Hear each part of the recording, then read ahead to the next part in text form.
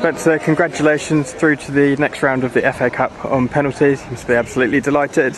Exciting, wasn't it? It was, do you know what, with everything that's going on in the world, and from a selfish perspective, everything that's happened to us in the last, 20 hours, and I just thought it was amazing to see the penalties with the PRE with loads of people in it, screaming on the team, and so many players missing.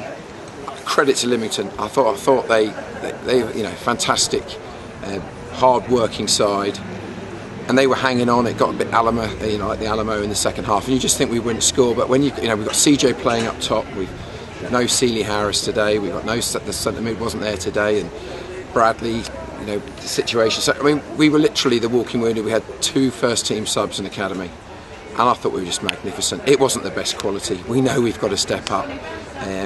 But for the goodwill factor and what we've been through, I thought it was fantastic, and the crowd were amazing.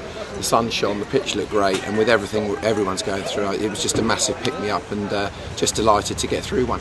For a 0-0 game, I'm surprised we didn't score, considering the amount of chances we created.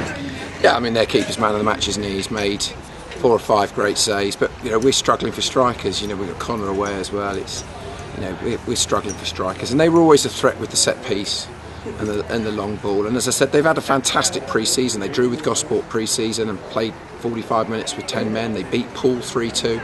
They lost to Salisbury 5-2. They gave them a good game as well. So, and then they've won their first 3 competitive games. So we knew it was going to be a tough game, and so it pleased. Yeah, we didn't have enough quality to quite get that finish in, but we're missing so many people. And as I said, I think we're 6 months out. That was our first competitive game. I just think you couldn't ask for much more. CJ's playing up top. We've got players with injuries, players missing, illness at the last minute, players not allowed to play because of FA situations, and others suspended, others on holiday. And I just think it's just, I said to the players afterwards, you've got to enjoy that. When you see the fans, what they're doing there, and Beach is saving one, and whatever it is, the FA Cup, that was an absolute credit to everybody involved, and I'm delighted for the players and the club. And you made a double change at half-time. Both Jordans came off. What was the thinking there? I was trying to force the issue. I could see it going 0-0. I didn't think we were, as much as we were dominating, I think they've had 1 chance in the first minute, and then they've had 1 from a set piece where Beaches made a good save, and they've had a couple of free kicks. One was a stand tip over. Their keepers they're putting their bodies on the line. I just didn't feel, we changed the system, I didn't feel we had enough up top. CJ was on his own, and I said it was harsh on the 2 lads. Jordan, Alloyd Williams had a tight hammy after 5 minutes, so that was an easy one. And I thought young Jordan, he did quite well. He was quite a threat, but he's not a centre forward, he's a winger. We've only seen him on 1 training session, and I told him it was harsh, but we needed to change the system. We needed to get 2 strikers. CJ's now decided he's a striker, and I said, if you ever talk about a loyal club servant, there's one. And yeah, we went to 3-5-2, and that didn't really work at the start of the first half, and they'd gone to a diamond in midfield, I felt. So we matched the diamond and went 3 diamond 4-3, and from then on there was really only 1 winner, except you're always panicking that 1 breakaway or set piece, as it was for them, you could go out. And then penalties, I thought what a set of fantastic penalties, and Beachy does what Beachy does, so yeah, delighted. A clean sheet, a big positive to head into next week? Well, this was our first competitive game. We literally have 4 or 5 first-team starters missing today, so for different reasons. And we come back as much as everyone's got a smile. And to me, it's just complete and utter relief, total and utter relief with all the work we've done this week. To be able just to get through, look forward to hearing the draw. But we've got a lot of people coming back. We're still trying to get in recognised strikers. We're working very hard. It's still early days on that, but we're working hard. We need to bring a number of players in. We've got a double session this week on Tuesday and Thursday, which we desperately need. We've obviously picked up a few more niggles, understandable with so long out of football. So we know that Swindon, very, very strong side, one of the bigger budgets, some real quality players there. And we're also very realistic. We need to step up, but I think it's important that everybody here enjoys the moment, however it came.